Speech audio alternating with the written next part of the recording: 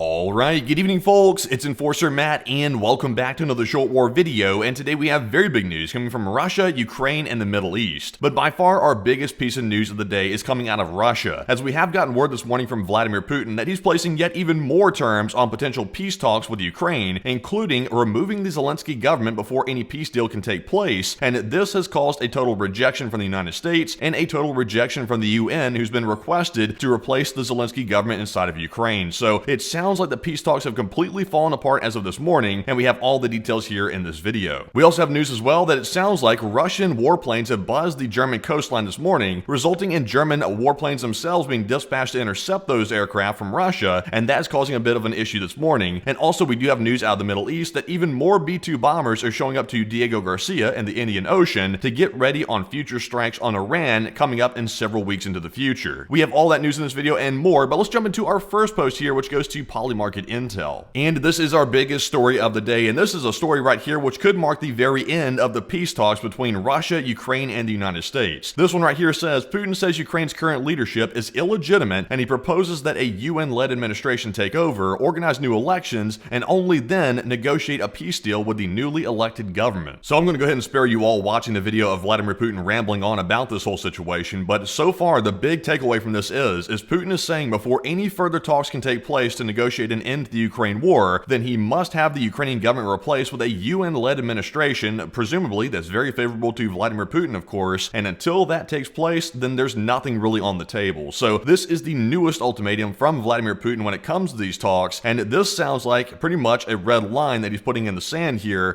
which is going to prevent the talks from taking place in the future. So that's a very big story this morning, and was just said by him on the news in Russia as of this morning. But jumping into our next post here, this one's going to go to War Translated. And of course, Putin did invoke the name of the UN to replace the government inside of Ukraine, and so far the UN has actually responded this morning very rapidly actually, and the UN rejects Putin's call for a temporary administration in Ukraine, and the Secretary of the UN said that Ukraine's legitimate government must be respected, dismissing external governance under the UN as part of a peace deal, according to Sky News. So it looks like the UN wants no part in this, and actually I'm somewhat surprised by that to an extent, because it sounds like to me the UN is a hardline stance against this, and of course that is good for closing the book on this avenue right here, because it's not really realistic whatsoever. And of course Ukraine has its own government which was elected by the people, so why should the UN come in and take their country over? That would be insane, and also it would compromise their sovereignty as well. So the UN is rightly rejecting that, and I'm glad to hear it from their side, but they're not the only ones who have rejected it. And moving on to our next post here, this one goes to Geo Insider, and we have gotten the biggest rejection of it so far, and this is the most important rejection of the plan. The United States has reportedly rejected Putin's proposal that an interim government be installed in Ukraine prior to serious peace talks. And this is the big one right here, because it sounds like so far the United States has not outright rejected anything that Putin has proposed, and this is one of the big rejections, one of the big first rejections by US officials of any plan that has been proposed by Putin. So this could be marking a shifting point here in the relations between the US administration and the Putin regime. This could be a big changing point right here, because now we've seen a public rejection of this interim plan. So that is a very big rejection. But moving on here to our next post, this one goes to the Ukrainian Review. And we can see right here in this post that Putin is playing way more than just one game, he's also playing several. And this morning he also added another term that he proposes to bring North Korea into the peace talks over Ukraine, according to the Moscow Times. And the Russian dictator's idea is to bring friendly countries into the talks, and he named China, Brazil, India, South Africa, and North Korea among such countries. So this is just a complete joke right here. It's making a mockery out of the entire thing. North Korea has no interest in this whatsoever. They have none at all. And in fact, they're actually fighting in Europe right now, because of course they're sending troops over to Russia to fight in Ukraine, which is wrong on every front. And we're seeing right now that Putin is proposing to bring in that country, which is a hardcore anti-Western country, into these peace talks, and he calls them friendly. So this right here is just making a mockery of it all, of course, and not shocking whatsoever. But that is the latest from Vladimir Putin right now. But jumping into our next post, this one goes to Polymarket Intel once again. And also, by the way, remember, there is allegedly, or at least supposedly, a ceasefire in place regarding the energy infrastructure inside of Ukraine and Russia, and also the Black Sea infrastructure as well. And right now, the Kremlin is repeating that Russia is holding back for now, respecting the agreement by not targeting Ukrainian energy infrastructure, and at the same time, it accuses Ukraine of violating the moratorium and relentlessly striking Russian energy sites. But remember, when the Russian government is talking, they are usually lying, and this is no exception right here, because of course, in our next post, we get something to the exact contrary. And we hear from the Kyiv Post this morning that overnight, meaning last night, that Putin's forces targeted Ukraine's largest state-owned energy company called Naftogaz, and it's the 18th combined attack on Naftogaz since 2022, and the 8th just this year. So this is, according to the Kyiv Post, we've heard that one of the energy companies inside of Ukraine was attacked by Putin's forces. So it looks like, of course, the Russians are lying once again. They have struck an energy site inside of Ukraine, breaking the supposed ceasefire that they had, and that has been seen right here. But we also got a Zelensky response, a Ukrainian response to this issue right here in our next post, which goes to Walter Bloomberg. And Zelensky is bringing up a very important issue about monitoring the alleged ceasefire that's supposed to be in place right now. Zelensky says there's been no communication from the U.S. on monitoring energy ceasefire so far, and Zelensky says that Ukraine has warned the U.S. that a ceasefire will not work without monitoring, and Zelensky says that Kyiv received a draft of a new minerals deal from the U.S., which is entirely different than the previous framework, and Zelensky also says Ukraine can't accept any deal that threatens its EU integration. So, ignoring the last part there for just a second, I'll talk about the minerals deal in just a moment. We see here that apparently, according to Zelensky, and this is solely in his words, he's claiming there is no monitoring of the energy ceasefire so far, meaning that even with that attack happening last night, there is no way for the U.S. to see that firsthand, and Zelensky has to deliver evidence of it from his side to the United States, and then they have to decide if they're going to believe it or not. So that is a bit of an issue with the ceasefire, but I'm assuming that Zelensky will deliver evidence of the strike last night to the United States, and maybe something will come out of it, but we'll have to wait and see. Also, by the way, about the minerals deal, apparently a brand new draft has been presented to Zelensky, but it is very much different. And in fact, according to the reports, it sounds like this one is basically asking Zelensky to hand over some of his critical infrastructure in exchange for this minerals deal. So honestly, not sure what's going on with the minerals deal. I don't think that's really ever going to happen, but of course, there are drafts being floated around, so that is that for right now. But jumping into our next post, this one's going to go to the Kyiv Post. And also, in addition to Putin really not wanting to end the war, because of course he's still taking it on full-fledged, we're hearing here in this post that Putin is preparing for a large-scale war with NATO and could be ready by the late 2020s. And remember, it's already the middle of 2025, so that's not too far away, according to German intelligence. And at present, the Kremlin lacks the forces for a direct military confrontation, but still, according to Lithuania's intelligence service, Moscow could test NATO with a limited military operation against one or more member states. And that is a real possibility, and of course, several countries are taking that seriously, because Lithuania is mining their border with Belarus, and also Poland is mining its border as well. So we're seeing that Belarus could be the spearhead for a potential testing of the NATO alliance in Article 5, and it looks like Belarus is getting dragged right into this, and that could be, once again, the area that is used for a potential staging point for a testing of the NATO Article 5. So Belarus is getting dragged in, and that is not a good sign. But with that, we're now moving on to our next news article here, and this one goes to Rob Lee, and we also got some word here from the Russian media itself, and it says that Russia hasn't achieved its objectives in the war, including capturing all of Donetsk and Luhansk Oblast, and as long as Russian forces are advancing even slowly, the war will likely continue, and any prospects for a durable ceasefire or peace deal will depend on preventing further Russian advances and convincing Russia's leadership that Ukraine can sustain its defense. And the only problem with this right here is Putin has already said that unless he can replace the Zelensky government, then he is not negotiating a peace deal, so that pretty much acts as any thought of any type of peace deal right there. So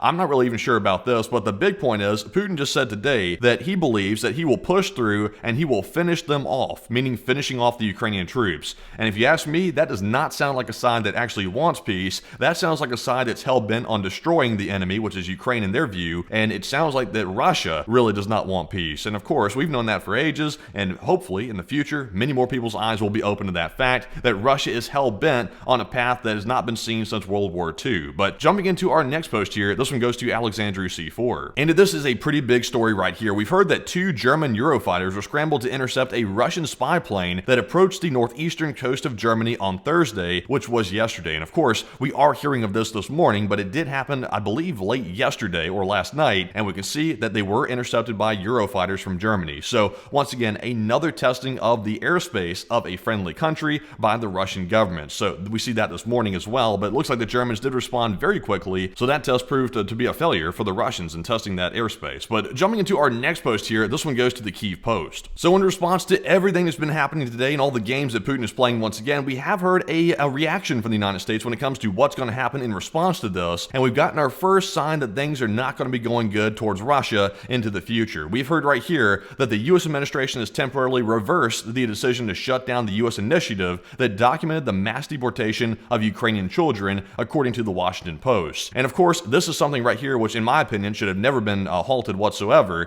They need to track where these children are going because, of course, that is a major war crime, and children are not combatants in a war. They are innocent victims of a war, and right now, Russia's been doing this for ages, since the war's been going on. So it sounds like the initiative to document this was halted, and now it's being reversed, meaning it's back in action once again. So that is a good sign. But also, moving into our next post, this one goes to Military News Ukraine. And we also have gotten word from the U.S. Secretary of State that apparently the promise to end the war in 100 days between Russia and Ukraine is no longer a promise anymore. Apparently, it'll take as long as it takes, according to the Secretary of State. So this is another statement here pushing the goalpost back, indicating that it's becoming very apparent to this administration that this war is not going to come to a quick conclusion. And once again, I think many people already saw this, but the current administration is now realizing that themselves. And in my opinion, that's better late than never, because of course Russia is not negotiating fairly, and it's about time that this is seen by the entire world. So it looks like it'll take as long as it takes, according to the current administration. But jumping into our next post here, this one goes to War Translated once again. And also, we do have some good news coming out of Ukraine as well, as we heard today that Zelensky announced that Ukraine is gaining expanded access to European intelligence and certain European ammunition stockpiles, and he also mentioned an urgent meeting in a closed circle regarding the troop contingents potentially being deployed by Britain and France. So this is very good right here. And remember, currently, the U.S. shipments of aid and ammo are still going to Ukraine. They're being flown to Poland and then taken across the border into Ukraine, so they're still getting the U.S. aid that was already pre-approved. But it sounds like the European access to those weapons to Ukraine is also being expanded as well, which is a very good sign that Ukraine is being funded to the max. So it looks like Ukraine will be able to keep their war effort going, which is a very good sign. And also, there is the very real possibility that troops will be deployed in the near future by Britain and France to basically be military advisors inside of Ukraine to fight against Russia, which of course will probably invoke a Russian response, but we'll have to wait and see what that response is going to be. But jumping into our next post, this one goes to the Intel Frog. And we also have some very big Middle Eastern news coming out today, and of course, it is now time to switch gears away from our Ukraine news and onto our news about the Middle East, because of course there are some upcoming strikes on Iran that need to be paid attention to. So we can see right here that we have gotten satellite imagery confirming this fact. There have been 5 B-2 Spirit bombers now visible at Diego Garcia, which is a base in the Indian Ocean, and so far a total of 6 have arrived, and so 1 may be in a shelter or flying during the satellite pass, because on the satellite photo here, let's take a look at that right now, because as you can see right here on the runway, there are 5 signatures of B-2s right there, but there is 1 missing, so it must be either in the air or it's under a shelter, according to the post right there. But we can see there it is right there on satellite, and what do you know, proof of it. So the B-2s are amassing in Diego Garcia, and we have more proof of that today. So moving on to our next post, this one goes to open source intel. And remember folks, those B-2s, we've gotten confirmation of this from the current administration, by the way, those B-2s are actually there for Iran. They are there waiting for Iran to basically run out their 2-month deadline, and once that 2-month deadline comes up, those B-2s are going to be basically sent out to do business. So we've heard today that apparently another US MQ-4C Triton has been spying on Iran for the last 12 hours. As we can see right here, it's been flying a pattern right off the coast of Iran, and these flights are pretty routine at this point. They're doing a lot of intelligence gathering on this coastline right here. And of course, there are nuclear facilities right on the coastline that Iran is operating. So I assume that's probably a very strong target of this drone right here. As you can see, there's a picture of the MQ-4C Triton right there in the air. So that is the one that's circling around, and once again, Iran is trying to harass it daily to get it away from the coast, but so far, it's been unsuccessful. But with that, folks, let's move into our last post of the day, and this one goes to Apex News, because we have gotten a response from Iran, by the way, and Iran is once again being very loudmouthed during this entire situation, and right now, they don't hold the cards, as the old saying goes. But it sounds like that Tehran will strike U.S. bases in the Middle East region if Washington follows through on its warning of military consequences for Iran in the absence of a new nuclear deal, says the Speaker of the Iranian Parliament. So once again, they're out here running their mouths like crazy. It'll have to be seen if they actually back down before this takes place, but in my opinion, it sounds like Iran is going to go all the way, and they're going to pay a very high price for not coming up with a new nuclear deal or abstaining from developing a nuclear weapon. So this looks to be something that is imminent on the horizon, probably about a month or so away, that this will be taking place with these massive strikes potentially by the US on Iran. And with that, folks, guess what? That is our last piece of news for this video. But of course, be sure to smack the like button before you go, and also subscribe to the channel as well for more daily war updates just like this one. And also, by the way, if you watch the video to this point, go down to the comments below and put LSA, 3 letters, LSA, down there in the comments to let us know you watched the video all the way to this point. Now, once again,